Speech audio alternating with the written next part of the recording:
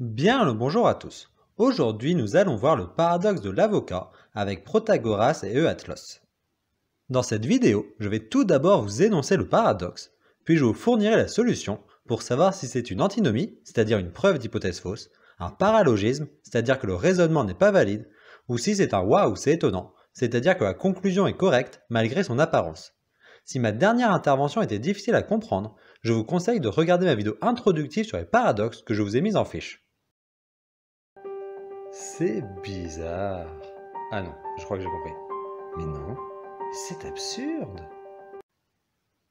La première attestation du paradoxe de l'avocat se trouve dans le traité contre les rhéteurs de Sextus Empiricus.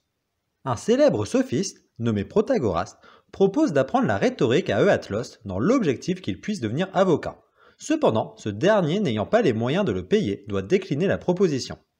Protagoras lui propose donc de ne pas le payer pour le moment, mais lui fait promettre qu'il le remboursera dès qu'il aura gagné son premier procès. Euatlos accepte et devient élève de Protagoras. À la fin de l'enseignement, Euatlos refuse de devenir avocat pour ne pas avoir à rembourser son maître. Pour récupérer son argent, Protagoras attaque en justice son élève pour être sûr de récupérer son argent. De deux choses l'une, soit la justice le rend coupable de devoir donner l'argent, soit Euatlos gagne son premier procès et donc doit satisfaire sa promesse, ce qui fait que dans les deux cas, Euatlos doit rembourser Protagoras. Le paradoxe survient lorsque Euatlos se fait la réflexion contraire.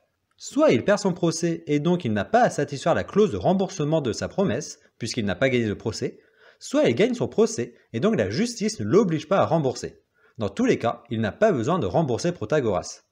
Nous avons donc deux raisonnements logiques, l'un disant qu'il faudra nécessairement rembourser et l'autre non. C'est une contradiction. Je vous laisse mettre sur pause pour que vous réfléchissiez à ce paradoxe pour savoir ce qui pose problème. Est-ce que ce sont les hypothèses qui posent problème, le raisonnement qui ne serait pas valide, ou la conclusion qui serait étonnante mais correcte?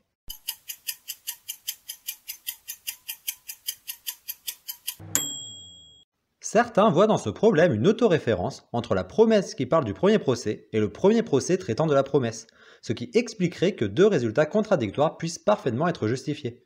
Cependant, pour moi le problème de ce paradoxe provient de deux définitions du mot devoir, dans l'expression Euatlos doit rembourser Protagoras. Il y a une définition légale, c'est-à-dire imposée par la justice, et une définition morale, dans ce cas pour satisfaire une promesse. Dans le raisonnement de Protagoras, il dit que si Euatlos perd son procès, alors il aura une obligation légale, et s'il gagne son procès, alors il aura une obligation morale. Dans tous les cas, il y aura une obligation. Dans le raisonnement d'Euatlos, il dit que s'il perd son procès, alors il n'y aura pas d'obligation morale, et que s'il gagne son procès, alors il n'y aura pas d'obligation légale. Il en conclut qu'il n'aura jamais d'obligation. Or, ce n'est pas correct. Il est possible d'avoir une obligation légale sans avoir d'obligation morale et vice-versa.